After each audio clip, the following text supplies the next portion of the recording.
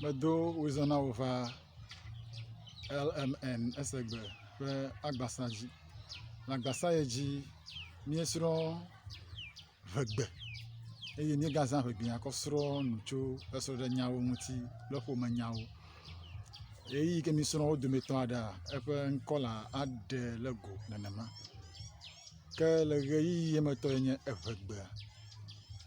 Nye degbe vegbe.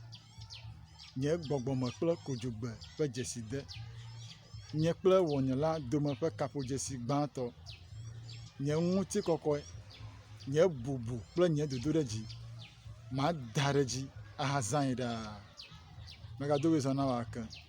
Ke le evegbea tea mie srɔ̃nu tso gbetagbewo tsɔ kɔ tsaka mi de gbie vegbie ŋuti.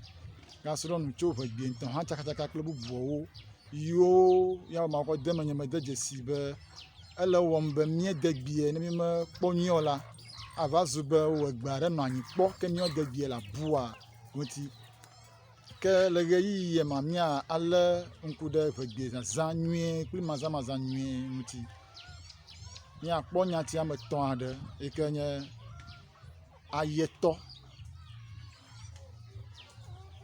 Ayenɔ kple Ayewɔla.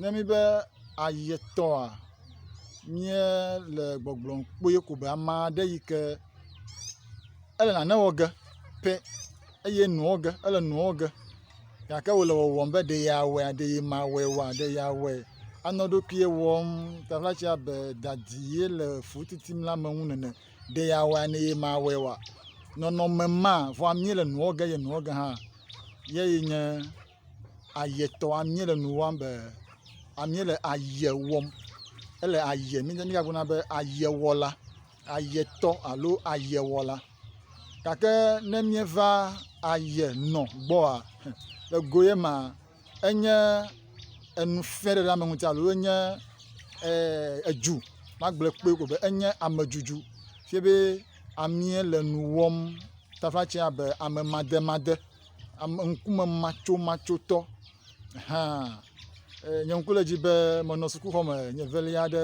miaƒe nufiala ɣe ma ɣi me nye nyɔnu enɔ ƒegbe fiem ye miaƒe nufiala ŋlɔ nu ɖe kpe dzi ye ko wòdi be miayɔ nuɔ gake wògagbugbɔ trɔ va tsi tsitre ɖe nuɔ ŋkume hemɔ ne nuɔ be mi megakpɔe o vɔ mi kpɔe hã xoxo gake egadi be agblɔ nya aɖe yi ke aɖe miaƒe susu ɖa tso nuɔ ŋuti. Nye vela aɖe le nye hadzi yi ke nye nyɔnu yɔ be o alo gblẽ ke o madame le ayewɔ madame o ayenɔ mbe he edzunu fiela menya ayenɔwo ta ɖe agblɔ be Ayetɔ ke ne mieva Ayenɔ gbɔ ye nye ma ke miava AYEMENUWƆLA. AYEMENUWƆLA nye ame aɖe yi ke azã kaba awɔ nane ko eɖe ɖokui ya le nuwɔwɔ gbɔ yi ke manya be ye wɔe ame ma nɔnɔme ma ewɔ nu kaba ko eɖe ɖokui la manya be ye wɔe taflatse ne ɖebi atsɔ nane ko tsɔ nɔ kaba manya be ye tsɔe ale keŋ awɔ nane gake manya be ye wɔe wagale ɖokui keŋ le gama ye nya ma ele enye AYEMENUWƆLA.